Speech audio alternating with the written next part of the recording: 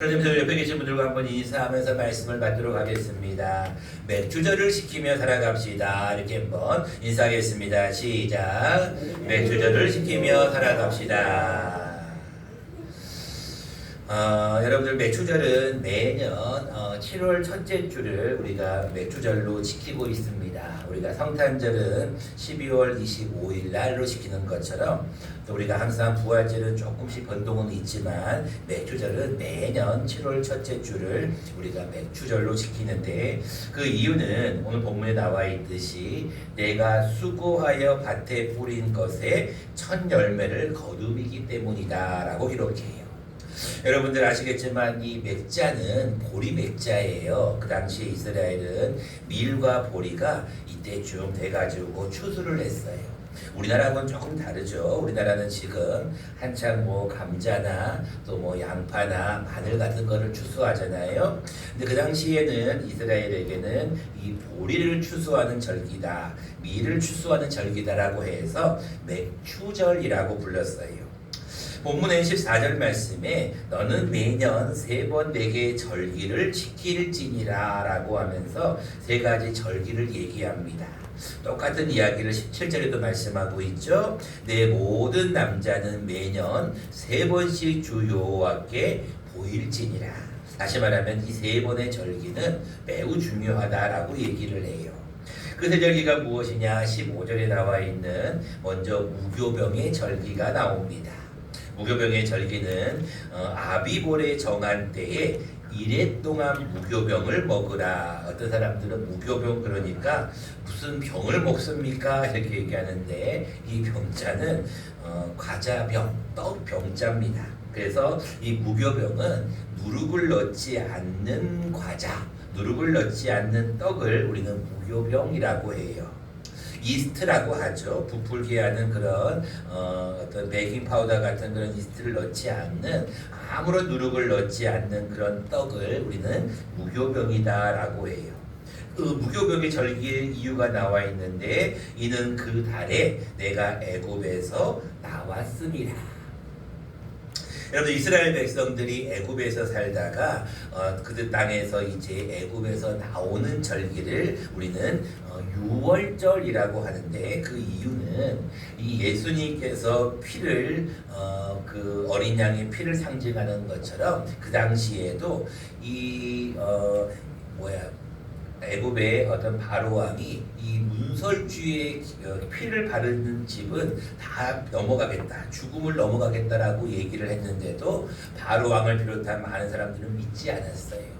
근데 많은 믿는 사람들은 그 말씀을 믿고 기둥과 문설주에 또 이 어떤 집에다가 피를 바르니까 그 장자의 죽음이 넘어갔다라고 해서 유월절이라는 절기를 지킵니다.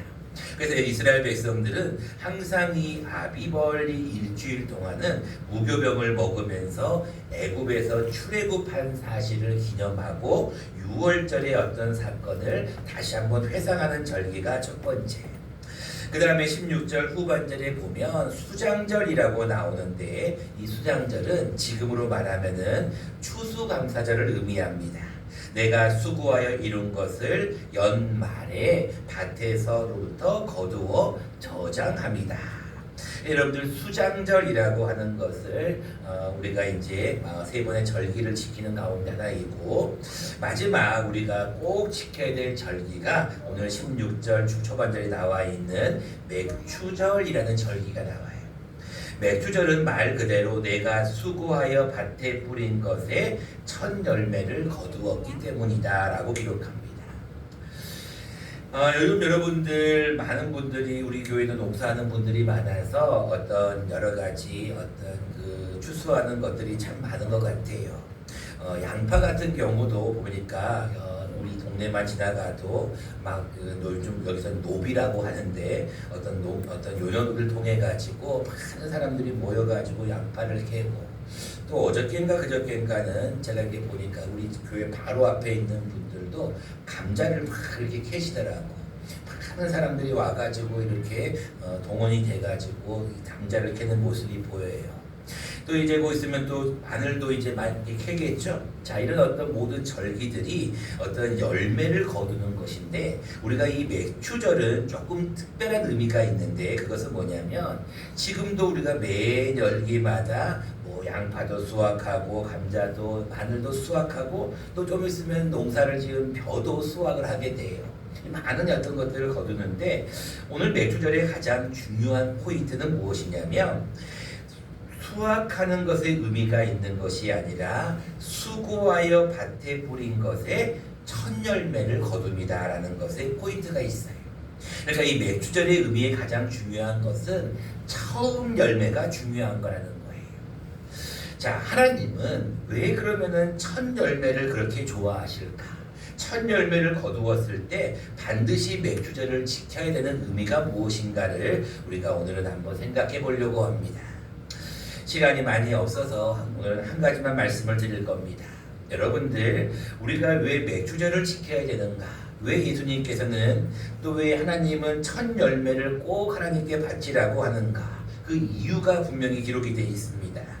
그것은 오늘 본문 말씀 16절에 보면 내가 수고하여 밭에 뿌린 것이 있고 또 한 가지 내가 거두는 것이 있는데 뿌린 것과 거두는 것은 내가 하는 것이 아니다라는 것을 우리에게 말씀하시는 거예요. 다시 말합니다. 우리가 수고하여 밭에 뿌린 것은 우리의 수고와 노력입니다. 우리가 하나님 앞에 열심히 건강을 주셔서 우리가 어떤 것을 씨를 받아서 뿌리는 것은 우리의 일이에요. 근데 거두게 하시는 것은 누구의 영역이냐 하면 하나님의 몫이에요. 거두게 하시는 것은 사람의 영역이 아니라 하나님의 영역이라는 거예요.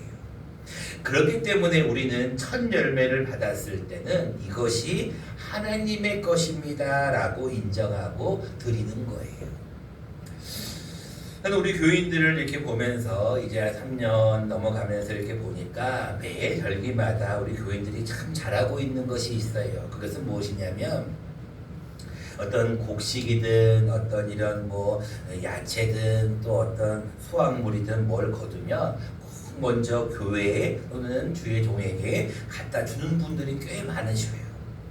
제가 그것을 볼 때마다 이것은 하나님이 기뻐하시는 일이다라고 생각해요. 왜 하나님은 첫 열매를 그렇게 좋아하실까? 하나님이 돈이 없으시거나 또는 하나님께서 뭐를 받고 싶어서 그러실까? 아닙니다. 여러분들이 이 맥추절은 초실절이라고도 불러요. 처음 열매를 거두었다 해서 초실절이라고도 하고 칠칠절이라고도 하는데, 하나님께서 이 맥추절을 지키는 첫 열매의 의미는 신명기서에 분명히 기록이 되어 있어요. 같이 한번 읽어보도록 하겠습니다. 함께 읽겠습니다. 시작. 내 하나님 여호와 앞에 칠칠절을 지키되 내 하나님 여호와께서 내게 복을 주신 대로 내 힘을 헤아려 자원하는 예물을 드리고. 아멘. 그러니까 여러분들이 이 맥추절을 지켜야 될 이유는 첫 번째가 무엇이냐면 하나님이 여러분들에게 뭐를 주셨다고요? 복을 주셨다는 거예요. 여러분들이 지금 복을 받았기 때문에 이 수확물을 거둘 수 있다는 거예요. 여러분들 지금 이미 장마가 다 지나갔다 그러잖아요. 또 이제 태풍이 올라오긴 올라오겠지만 여러분들 이 태풍을 여러분들이 마음대로 움직일 수가 없잖아요. 왜냐하면 하나님이 모든 태풍의 진로도 움직이시거든요. 여러분들이 이번에 양파를 거두었던 어떤 마늘을 거두었던 감자를 거두었던 그것은 누가 주신 것이냐 하면 하나님이 여러분들에게 복을 주신 거예요. 그렇기 때문에 여러분들 하나님 앞에 자원하는 마음으로 예물을 드리고 그 예물의 표시가 바로 첫 열매라는 거예요.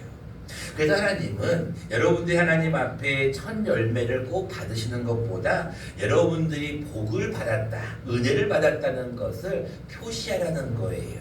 그래서 자원하는 마음으로 예물을 드리라는 것이죠.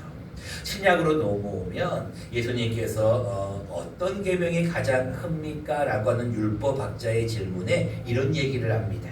같이 한번 읽어보도록 하겠습니다. 시작. 선생님 율법 중에서 어느 계명이 크니까? 예수께서 이르시되 내 마음을 다하고 목숨을 다하고 뜻을 다하여 주 너희 하나님을 사랑하라 하셨으니. 여러분, 가장 큰 계명은 하나님 사랑과 이웃 사랑은 여러분들이 잘 아시는 말씀이에요. 근데 하나님을 사랑할 때 목숨보다 앞서는 게 뭐라고요? 마음을 다하는 거예요. 우리 이문선 집사님께서 이제 사실은 지난 금요일 날에도 대구 가톨릭병원을 가셔서 수술한 부위가 조금 관련된 또 무릎 시술을 좀 받으려고 했는데 또 다행히 지금 이번에 계시는 성경병원에서 한 번 더 시술을 했습니다. 또 잘 되었고요. 이제 곧 많은 차도가 있어서 곧 퇴원을 할 것 같습니다. 근데 또 한 분의 또 우리 환우가 생겼습니다. 그것은 또 조정석 권사님이신데 여러분들에게 이미 카톡이나 문자를 통해 말씀드렸지만 이 조정석 권사님이 수요일 밤에 집에서 화장실 가시다가 넘어지셨어요. 그래서 병원에 갔더니 이 다리가 이렇게 이제 골절된 것 같아요. 제가 금요일날, 목요일날 그 사실을 듣고 금요일날 바로 병원을 갔더니 의사님이 이렇게 가슴에 이제 패치라 그러잖아요. 고통을 좀 먹게 하는 패치가 붙이고 지금은 좀 아무렇지도 않게 그냥 이렇게 계십니다. 근데 이제 병원에 제가 잠깐 만나서 이야기를 해보았더니 수술 외에는 방법이 없다는 거예요. 왜냐하면 뼈가 부러졌으니까 수술을 해야 된다는 거예요. 근데 수술을 하려고 이렇게 보니까 어르신이 연세가 너무 많고 연로하시고 힘이 없다는 거예요. 쉽게 말하면 근력이 없다는 거예요. 근력이 없어서 수술을 지금 못하고 있는 상황입니다 라고 하는 거예요. 이제 오늘 우리가 한 번 더 방문하기로 예약을 해놓고 왔는데 우리 권사님하고 이런저런 이야기를 하다가 또 권사님 생각이 나서 오늘 이 본문의 예화로 삼습니다. 왜 하나님은 우리의 마음을 받으시려고 하실까? 우리가 지난 주일날 조정석 권사님이 주일날 안 나오셔서 우리가 지난 주일날 같이 우리 오예를 끝나고 몇 분이 가서 우리가 신방을 했어요. 신방 가운데 이제 했던 여러 가지 얘기 가운데 하나의 이야기인데 우리 조 권사님에게 그랬어요. 권사님 이제 좀 교회 일 좀 그만하세요. 여러분 아실지 모르시겠지만 우리 조 권사님은 하루에도 두세 번씩 늘 교회를 오십니다. 우리 교회 오시는 다른 많은 분들이 다른 분은 못 만나도 조 권사님은 꼭 만나요. 왜냐하면 꼭 오셔서 하루에 두 번, 세 번씩 기도하시기 때문에 그래요. 근데 기도만 하시고 가시는 게 아니라 이렇게 또 여건이 되시면 호미를 들고 조그마한 부삽을 들고 이렇게 이런저런 교회 일을 이렇게 하셔요. 대표적인 경우가 잡초를 많이 제거하시죠. 저도 이제 수도 없이 받고 제가 이번 마당 공사를 하려고 했던 가장 큰 이유는 사실 조 권사님 때문에 그랬었습니다. 여러분들에게 계단 공사에 대한 것은 이미 말씀을 드렸고 마당 공사는 제가 한번 그런 얘기를 했지만 가장 오래 해야 될 첫 번째 사업으로 둔 이유는 이 무더운 여름임에도 불구하고 조 권사님이 풀을 메시고 그곳에 잡초를 제거하시고 뭐라도 일을 하시는 거예요. 그래서 이번에도 가서 권사님에게 말씀을 드렸어요. 권사님 이제 일 그만하시고 교회 오셔서 조용히 기도하시고 몸부터 챙기세요. 근데 조정석 권사님이 그날도 또 이런 얘기를 하시는 거예요. 그 한마디가 또 제 마음을 또 굉장히 감동을 주고 또 울먹하게 만들었어요. 권사님이 그러시는 거예요. 내가 그 일이 좋아서 하는 거야 라고 얘기하시는 거예요. 여러분들 조 권사님이 그 일이 좋아서 하신다는 이야기를 들었을 때 제 마음속에는 하나의 어떤 감동이 왔는데 그것이 바로 이 말씀이었어요. 하나님도 우리에게 말씀하실 때 내 마음을 좀 다해서 나에게 바치라는 거예요. 조 권사님이 몸이 불편하심에도 불구하고 다리에 근력은 있으셔서 늘 걸어오시고 운동하셔요. 그리고 하실 수 있는 만큼 열심히 조금씩 일을 하셔요.